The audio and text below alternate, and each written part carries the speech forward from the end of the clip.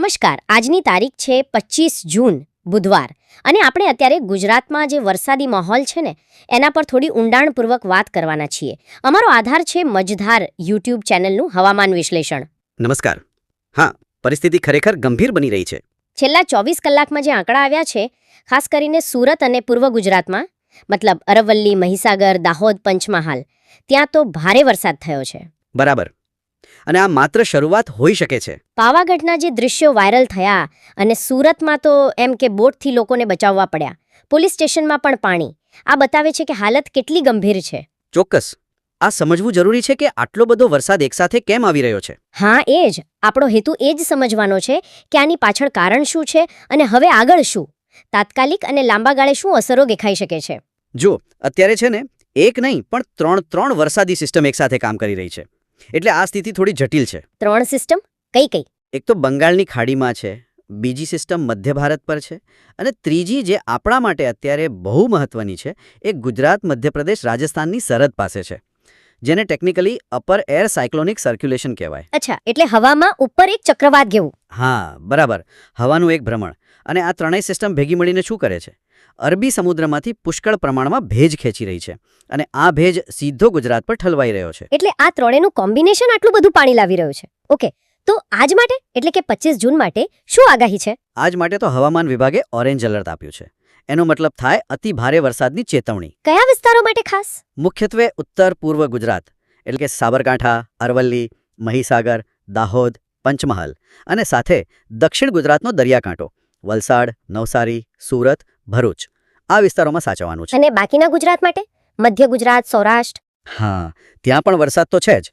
ઘણા ભાગોમાં yellow alert છે, જે ભારે વરસાદની શક્યતા બતાવે છે, જેમ કે ગાંધીનગર, ખેડા, આણંદ, વડોદરા, છોટાઉદેપુર, નર્મદા, તાપી, ડાંગ, અને સૌરાષ્ટ્રમાં પણ ભાવનગર, બોટાદ, અમરેલી, રાજકોટ, જૂનાગઢ, ગીર સોમનાથ. અને સાથે પવન પણ. હા, ગાજવીજ સાથે કલાકના 30-40 કિલોમીટરની ઝડપે પવન ફૂંકાઈ શકે છે, એટલે થોડું ધ્યાન રાખવું પડે. આ તો થઈ આજની વાત, પણ મને ચિંતા આગામી દિવસોની છે. નિષ્ણાંતો પણ કહી રહ્યા છે કે આ લાંબુ ચાલશે. તમારી વાત સાચી છે. આગામી દિવસો કદાચ વધુ પડકારજનક હોઈ શકે છે. આવતીકાલે 26 જૂને બનાસકાંઠા અને સાબરકાંઠામાં ઓરેન્જ એલર્ટ છે, એટલે ત્યાં અતિભારે વરસાદ. અને પછી પણ ખરી તીવ્રતા કદાચ 27 થી 30 જૂન વચ્ચે જોવા મળશે, કારણ કે પેલી બંગાળની ખાડીવાળી સિસ્ટમ છે ને, એ વધુ મજબૂત બનીને ગુજરાત તરફ આવશે.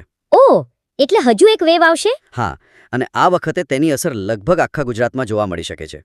કચ્છ અને પશ્ચિમ સૌરાષ્ટ્ર સહિત ભારેથી અતિભારે વરસાદનો નવો અને કદાચ વધુ જોરદાર રાઉન્ડ આવી શકે છે. કચ્છમાં પણ? ત્યાં તો 8-10 ઇંચ વરસાદની વાત થઈ રહી છે.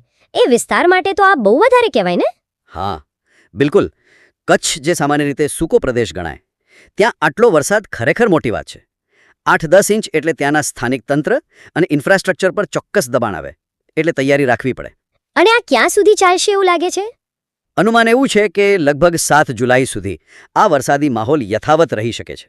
એટલે ખેડૂતો જે વરાપની રાહ જોતા હોય, મતલબ વરસાદ અટકે અને વાવણી પછી જમીન થોડી કોરી થાય, એમને કદાચ લાંબી રાહ જોવી પડશે.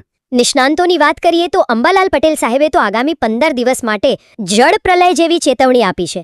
એમના મતે 26 થી 30 જૂન બહુ ભારે છે. હા, એમની આગાહી છે. અને પરેશ ગોસ્વામી પણ પૂર્વ, ઉત્તર પૂર્વ અને દક્ષિણ ગુજરાતમાં મેઘતાંડવની વાત કરી રહ્યા છે. આ શબ્દો જ ડરાવે એવા છે. શું આ આગાહીઓ અત્યારની સિસ્ટમ જોતા વાજબી લાગે છે? જુઓ, અત્યારની જે હવામાન પેટર્ન છે અને સિસ્ટમની જે તીવ્રતા દેખાઈ રહી છે, એ જોતા નિષ્ણાંતોની ચેતવણીઓને ગંભીરતાથી લેવી જ પડે. જળપ્રલય કે મેઘતાંડવ જેવા શબ્દો કદાચ સ્થિતિની ગંભીરતા દર્શાવવા માટે વપરાયા હોય, પણ હા, બંગાળની ખાડીની સિસ્ટમ અને અરબી સમુદ્રનો ભેજ ભેગા થાય તો વ્યાપક અને ભારે વરસાદ આવી શકે છે. રથયાત્રાના દિવસોમાં પણ સાવચેતી જરૂરી બનશે. અને આ બધી આગાહીઓની અસર અત્યારે જમીન પર દેખાવા માંડી છે, ખરું ને? ચોક્કસપણે. પૂર્વ ગુજરાતના ગામડાઓનો સંપર્ક કપાયો છે, ખેતરો પાણીમાં ડૂબી ગયા છે, જાણે બેટ બની ગયા હોય. સુરતમાં આપણે વાત કરીએ એમ નીચાણવાળા વિસ્તારોમાં પાણી, પોલીસ સ્ટેશનમાં પાણી, બોટ ઉતારવી પડી. છોટાઉદેપુરમાં રસ્તા ધોવાઈ ગયાના સમાચાર છે. અને દરિયાકાંઠે પણ સ્થિતિ ગંભીર છે. દ્વારકામાં ગોમતી ઘાટ અને માધવપુર બીચ પર એટલો ભારે કરંટ છે કે ત્યાં પ્રવેશ બંધ કરવો પડ્યો. મોજા પણ 8-10 ફૂટ ઊંચા ઉછળી રહ્યા છે. બાપરે. તો ટૂંકમાં કહીએ તો ગુજરાત પર અત્યારે વરસાદી આફત મંડરાયેલી છે, અને ખાસ કરીને 27 જૂન પછી સ્થિતિ વધુ વણસી શકે છે. એક કરતાં વધુ સિસ્ટમ સક્રિય છે અને નિષ્ણાંતો પણ લાંબા ગાળાની ચેતવણી આપી રહ્યા છે. બરાબર. આ તાત્કાલિક ચિંતાઓ અને રાહત કાર્યોની વચ્ચે એક લાંબા ગાળાનો વિચાર પણ મનમાં આવે છે શું? કે આટલી તીવ્ર અને આટલી લાંબી ચાલનારી વરસાદી સિસ્ટમની અસર ગુજરાતના ભૂગર્ભ જળ સ્તર પર શું પડશે? શું પાણી જમીનમાં ઉતરશે અને લાંબા ગાળે ફાયદો થશે, કે પછી બધું જ પાણી ઝડપથી વહી જશે અને પૂર જેવી સ્થિતિ જ રહેશે? હા, એ પણ મહત્વનો સવાલ છે. અને કૃષિ ચક્ર પર શું અસર થશે? પાકની પેટર્ન બદલવી પડશે. અને ભવિષ્યમાં ખાસ કરીને શહેરી વિસ્તારોમાં આવા વરસાદ સામે ટકી રહેવા માટે આપણા આયોજનમાં શું ફેરફાર કરવા પડશે? ખરેખર આ બધા મુદ્દાઓ વિચારવા જેવા છે.